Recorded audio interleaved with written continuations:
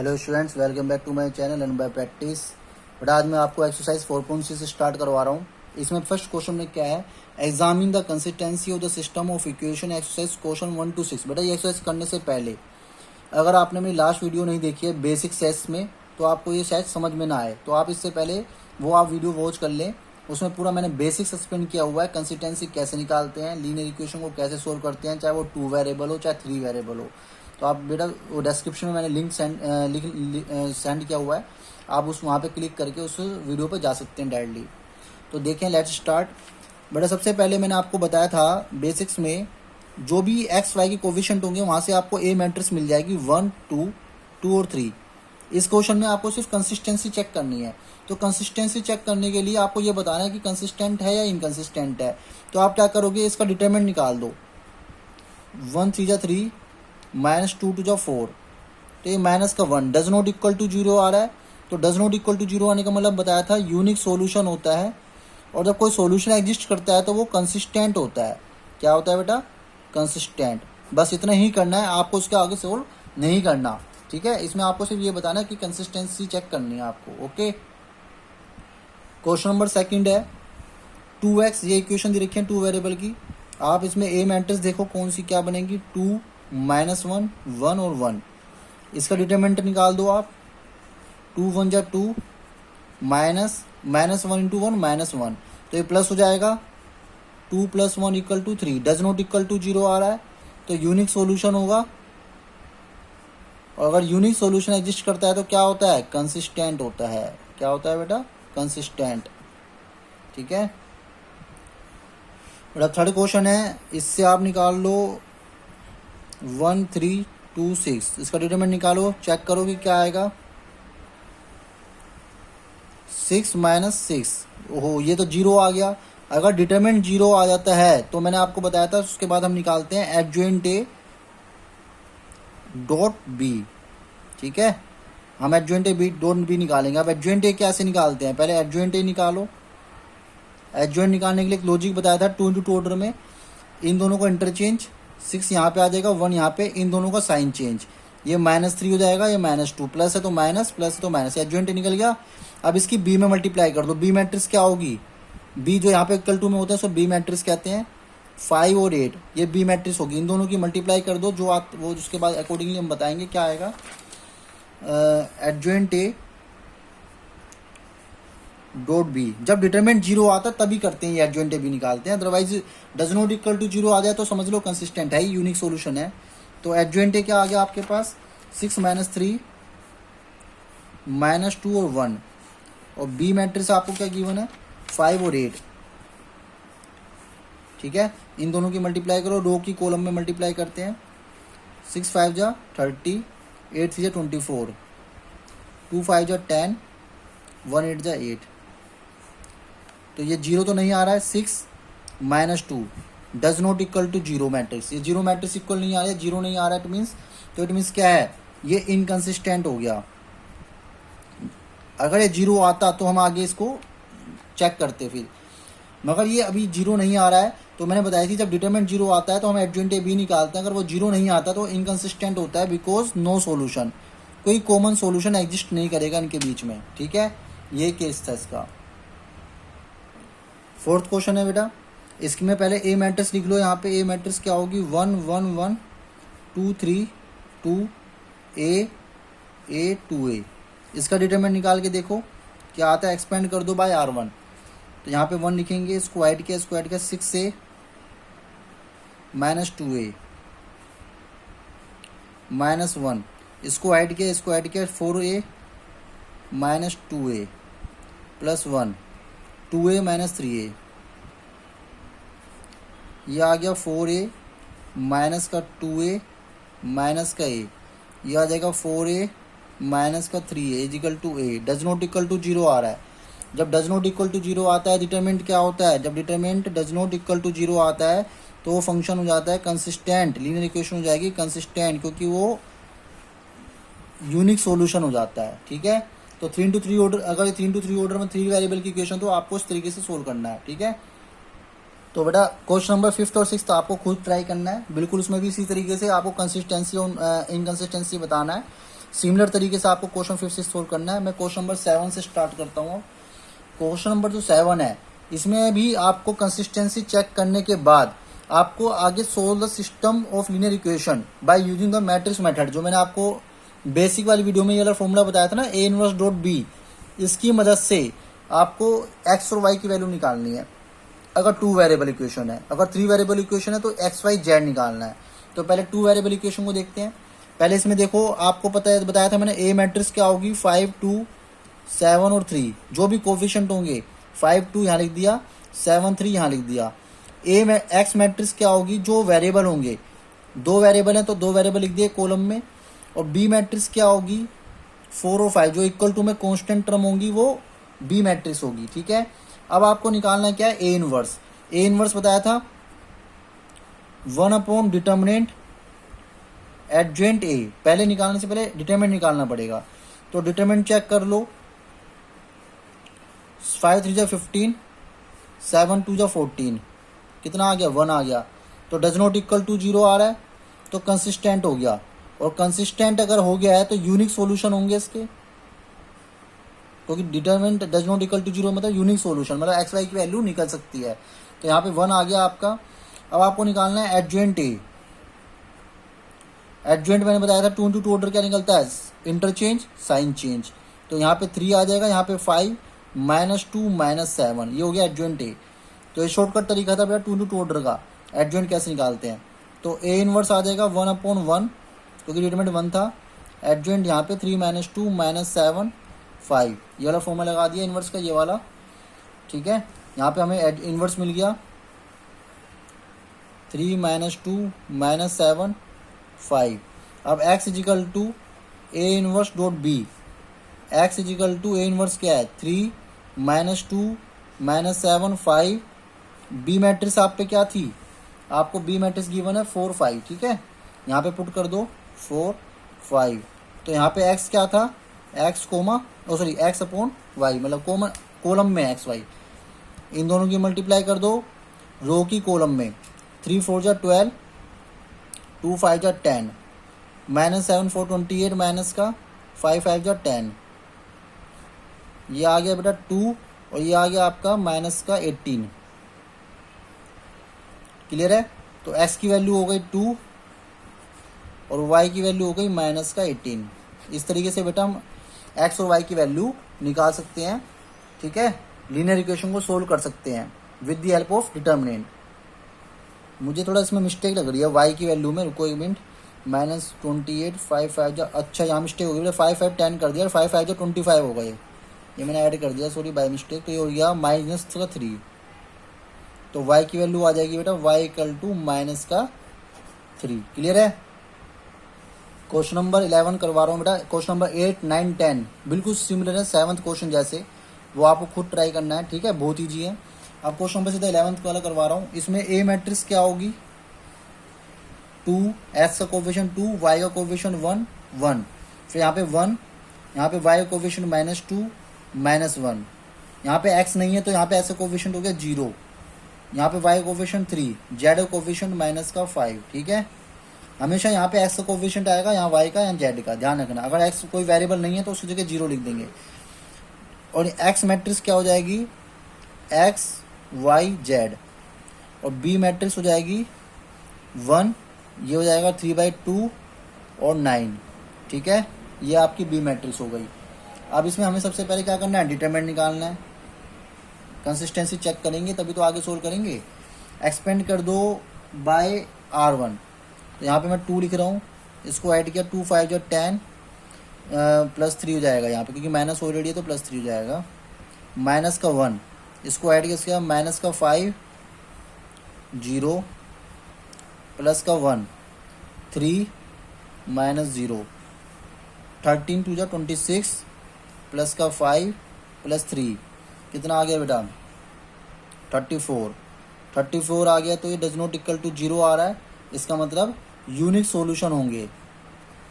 समझ रहे हो, यूनिक सॉल्यूशन होंगे तो कंसिस्टेंट तो हो ही गया, ये कंसिस्टेंट हो गया, तो इसको हम आगे सोल्व कर सकते हैं। डिटरमिनेंट हमारे पास आ गया 34। अब हम क्या करेंगे, इन्वर्स निकालेंगे। इन्वर्स निकालने के लिए पहले मुझे निकालना पड़ेगा इसका एडजेंट। एडजॉइंट कैसे निकालेंगे, plus minus plus minus plus minus plus minus plus करेंगे और इसका ट्रांसपोज टी, ठीक है, मैंने टी ट्रांसपोज कर देते हैं ना निकालने और टी लगा दिया यहाँ पे। अब कैसे निकालते हैं देखो, पता ही है आपको, कई बार करवा चुका हूँ। इसको रो को, इस कॉलम को और इस रो को ऐड किया, अगर मैं एलिमेंट ले रहा हूँ तो इसको मल्टीप्लाई कीजिए, 2 5 जो 10 माइनस माइनस प्लस, तो 10 प्लस का माइनस का 3 और बीच में प्लस 3 होता ही है, माइनस होता ही तो प्लस हो जाएगा, तो 10 माइनस 3, 10 प्लस 13 हो गया ये। अब इसको ऐड किया, इसको ऐड किया, माइनस का 5 0, तो ये प्लस का 5 हो गया। इसको ऐड किया, इसको ऐड किया तो 3 0, तो 3 हो गया ये, ठीक है। ऐसे सिमिलरली रो कॉलम ऐड किया, माइनस 5 माइनस 3 माइनस का 8, तो प्लस का 8 बन गया ये। इसको ऐड किया, इसको ऐड किया, माइनस का 10, तो ये ब्रैकेट में लिख लो माइनस का 10। फिर इसको ऐड किया, इसको ऐड किया, 2 3 6 माइनस 0, तो माइनस का 6 आ गया। बहुत ईजी तरीका होता है ये। रो कॉलम ऐड कर दो, माइनस 1 माइनस 2, तो माइनस 1 माइनस 2 था ये बीच में, तो प्लस 2 1 हो गया, ठीक है। फिर इसको ऐड किया, इसको ऐड किया, माइनस 2 माइनस 1 माइनस 3, तो प्लस 3 हो गया, माइनस 4 माइनस 1 माइनस 5। अब रो को कॉलम में कन्वर्ट कर देंगे,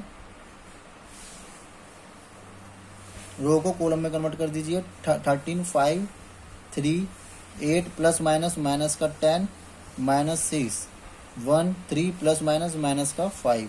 ये बेटा आपका एडजॉइंट ए आ गया, ठीक है। अब निकाल देंगे inverse, 1 upon determinant adjoint A, ये वाला फॉर्मूला लगाएंगे। 1 अपॉन डिटर्मिनेंट क्या था, 34, और एडजॉइंट ए क्या है आपके पास, 13 8 1 5 माइनस 10 3 3 माइनस 6 माइनस 5। क्लियर है ये आपका। अब इसमें हमारा ए इनवर्स मिल गया, तो फॉर्मूला क्या था हमारा लीनियर इक्वेशन निकालने के लिए, x equal to A inverse dot B. X मतलब 3 variable x y z, A inverse क्या है 1 अपॉन 34 13 8 1 5 माइनस 10 3 3 माइनस 6 माइनस 5। और बी मैट्रिक्स क्या थी बेटा, बी मैट्रिक्स थी आपके पास 1 3/2 एंड 9, ये आपके पास बी मैट्रिक्स थी ये वाली, ठीक है, ये मैंने यहाँ लिख दिया है। अब इन दो को कॉलम में मल्टीप्लाई करते चले जाओ, इन दोनों की मल्टीप्लाई कर दो तो आपका आंसर आ जाएगा, ठीक है। 13 1 जा 13 2 4, इन दोनों का दूंगा तो 2 4 4 से 12 प्लस का 1 9 जा 9, ऐसी 5 1 जा 5 माइनस 5 15 माइनस का 15 3 9 जा 27 3 1 जा 3 2 3 जा 3 3 9 माइनस का 9 9 5 जा 45, तो ये आ जाएगा 1 अपॉन 34 25 और 9 ऐसे कर दो 34 माइनस 10 और 27 माइनस का 17, सॉरी प्लस का 17, और ये हो गया माइनस का 6 माइनस का 51, 3 माइनस का 6 माइनस का 51 आ गया। अब देखो इन तीनों को मैं डिवाइड करता हूँ 34 से, तो 35/34 1 आ गया, 17/34 1/2 आ गया, 51/34 क्या हो गया 17 3 जा 17 2 जा 3/2 आ गया माइनस का, ठीक है।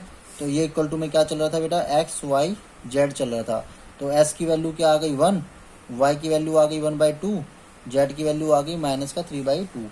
ये आपका आंसर हो जाएगा बेटा। देखो X equal to 1, Y equal to 1/2, Z equal to 3/2 minus का।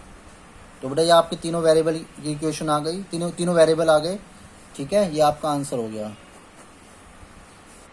क्वेश्चन नंबर 15 देखें बेटा। क्वेश्चन नंबर 15 में आपको ए मैट्रिक्स ऑलरेडी गिवन है, इसमें कह रहा है ए इनवर्स फाइंड करो, तो कह रहा है इसके ए इनवर्स की मदद से आपको इस इक्वेशन को सोल्व भी करना। इनडायरेक्टली आपको इसने सीधा इसमें से जो ए था, देखो 2 - 3 5 ये दे दिया, 2 - 3 5, इसी इक्वेशन को इसने इसमें से जो ए मैट्रिक्स आप निकालते इसने खुद निकाल के आपको दे दिया, बस इतना काम करा है। बिल्कुल सेम टू सेम आपको सोल्व करना है। पहले इनवर्स तो आपको पहले जब भी निकालना पड़ता, ए मैट्रिक्स आपको खुद भी बनानी पड़ती इसमें से निकाल के, तो इसने खुद दे दिया। बस थोड़ा कंफ्यूज करने के लिए क्वेश्चन को थोड़ा सा कंफ्यूज करने के लिए क्वेश्चन को इसने थोड़ा घुमा दिया। देखो वही कोफिशिएंट है, 2 minus 3 5, 2 minus 3 5, 3 2 minus 4, 3 2 minus 4, 1 1 minus 2, 1 1 minus 2, वही है सिंपल। इसको जैसे आपने लास्ट क्वेश्चन किया बिल्कुल सैम्पल वैसे क्वेश्चन कर दो। ए मैट्रिक्स का पहले डिटरमिनेंट निकाल के देखो, expand by R1, row column को ऐड करो, -4 +4 हो जाएगा, ये +3 हो जाएगा, माइनस ऑलरेडी 3 है तो यहाँ पे प्लस हो जाएगा। इसको ऐड किया, इसको ऐड किया, -6 + 4 -5, 3 - 2, ठीक है। देखते हैं जीरो आता है नहीं आता, ये कि तो कट गया, जीरो हो गया। -6 + 4 -2, -6 आ गया, ठीक है, और 1 -5, तो ये आ गया बेटा -11। डज नॉट इक्वल टू 0 आ रहा है, तो इसका मतलब सॉल्यूशन एग्जिस्ट करते हैं, सॉल्यूशन एग्जिस्ट करेंगे, एग्जिस्ट करेंगे तो उसको बाद सोल्व करते हैं। ए इनवर्स निकालना है इसका, हमें क्या निकालना है, ए इनवर्स। तो डिटरमिनेंट निकल गया, एडजॉइंट ए निकाल दो इसका आप। और हाँ बेटा एक बात बताना भूल गया, जो क्वेश्चन में मैंने अभी लास्ट 11th करवाया था, इसके बाद मैंने सीधा 15th करवा रहा हूँ, क्योंकि 12 13 14 बिल्कुल सिमिलर है 11th जैसे, ठीक है। कर तो आप 15 भी लेते, मगर मैं करवा देता हूँ क्योंकि इसमें थोड़ा कंफ्यूज कर देता क्वेश्चन में, मगर बिल्कुल सिमिलर है, आप खुद ट्राई करना। 11th क्वेश्चन जैसे हैं बिल्कुल, 15th में करवा रहा हूँ आपको और 16th भी करवाऊंगा, ठीक है। तो आपकी बहुत प्रैक्टिस हो जाएगी इससे, आप उस कंसेप्ट समझ में आ जाएगी कि ये है क्या। अब सिमिलर क्वेश्चन बेटा करवाऊंगा तो उसमें देखो लंबी वीडियो बन जाएगी, अननेसेसरी कोई फायदा नहीं है उसमें, ठीक है। वो आप खुद प्रैक्टिस करना। तो एडजॉइंट हो जाएगा यहाँ पे plus minus plus minus plus minus plus minus plus. अब देखो इसको ऐड किया, रो को इस कॉलम को ऐड किया, 2 2 जा 4, -4। अगर आपको नहीं आता डायरेक्ट तो रफ में करके देख लो इस तरह से। फिर -4, बीच में माइनस होता है तो +4 हो गया, तो ये तो आ गया 0। ऐसे इसको ऐड किया, इसको ऐड किया, 3 2 जा 6 -4, तो ये +4 होएगा, तो ये आ गया -2, और ये माइनस ऑलरेडी है तो +2 हो जाएगा। क्लियर है। अब इस रो को ऐड किया, इस कॉलम को रो को ऐड किया, 3 - 2 1, तो यहाँ पे 1 आ गया। ऐसे इसको ऐड करो, इसको ऐड करो, 3 2 जा 6 प्लस हो गया, ये माइनस प्लस 6 -5 1 आ गया, तो -1 आ गया। इस रो कॉलम को ऐड करो, -4 -5 -9, तो ये -9 हो गया। ऐसे ही इसको ऐड किया, इसको ऐड किया, 2 + 3, क्योंकि माइनस तो माइनस बीच में होता है, तो 2 + 3 हो गया 5, तो ये -5 हो गया। ऐसे ही रो कॉलम ऐड करो, 3 4 जा 12, माइनस प्लस, तो 12 - 10 2। इस रो को इस कॉलम को ऐड करो, -8 -15, कितना हो गया, -23, तो ये +23 आ गया। इस कॉलम को इसे हम इसका ट्रांसपोज भी तो करना है, 4 + 9 13, तो ये ऐसे हो जाएगा बेटा। अब इसका ट्रांसपोज कर दो तो आपको एडजॉइंट ए मिल जाएगा। इस रो को कॉलम में कन्वर्ट कर दो, 0 2 1, -1 -9 -5 2 23 30, ये आपके पास एडजॉइंट ए आ गया। अब निकाल दो A inverse, 1 determinant adjoint A. 1 determinant आपका क्या आया था बेटा, डिटरमिनेंट आया था आपका -11, 0 -1 2 2 -9 23 1 -5 13, इन ये आ गया आपका बेटा ए इनवर्स, जो आपको निकालना था। अब इसकी मदद से क्या निकालना था, एक्स, तो A inverse dot B. A inverse क्या है, 1 -11 0 -1 2 2 -9 23 1 -5 13। अब आपको बी मैट्रिक्स क्या होगी, आपके पास जो बी मैट्रिक्स होगी देखो वो क्या होगी, 11 -5 और -3, तो ये बी मैट्रिक्स होगा 11 -5 -3। क्लियर है। यहाँ मल्टीप्लाई में लिख देंगे। अब इन दोनों की मल्टीप्लाई कर दो, रो को कॉलम में, 0 की 11 में करोगे 0, -1 -5 +5, 2 3 जा 6 माइनस का, ऐसे 2 11 जा 22, 9 5 जा 45 प्लस का हो जाएगा, 23 3 जा 3 9, माइनस का आएगा यहाँ पे 69, ठीक है। 11 5 5 जा 25 और 13 3 जा 39। क्लियर हो गया यहाँ तक। अब इसमें क्या करना है, इसको प्लस माइनस कर दो, 1/-11, यह आ जाएगा बेटा -1, एक मिनट बेटा, ये माइनस का 1 11 से डिवाइड तो होगा नहीं, मुझे कुछ गड़बड़ी लग रही है डिटरमिनेंट में, मुझे लगा डिटरमिनेंट हमारा गलत निकल गया। एक मिनट वेट कीजिए, यहाँ से देखो कैलकुलेशन में कोई मिस्टेक लग रही है। जैसे हाँ, ये जो प्लस का 5 था ये मैंने माइनस का ले लिया, ये प्लस का होगा। 3 - 2 1 प्लस ये प्लस का 5 आएगा, तो ये आएगा डिटरमिनेंट बेटा आपका -1। -1 डज नॉट इक्वल टू 0, तो डिटरमिनेंट में गलती थी आपकी, -1 आ गई डिटरमिनेंट। यहाँ पे अब 11 ना लेके माइनस लेके चलो, -1 लेके चलो, अब आपका आंसर सही आ गया, -1। ये मैंने -1 है डिटरमिनेंट आपका, ठीक है। अब आपको क्या करना है, ये आपका सही चल रहा था -1, माइनस की आप यही मल्टीप्लाई कर दोगे तो साइन चेंज हो जाएंगे। माइनस की अंदर मल्टीप्लाई कर दो, जो हमने लिखा है ना माइनस, तो ये माइनस के अंदर मल्टीप्लाई कर दो। अभी मल्टीप्लाई इन दोनों को मल्टीप्लाई ना करो, पहले माइनस के अंदर मल्टीप्लाई कर दो, तो ये बन जाएगा आपके पास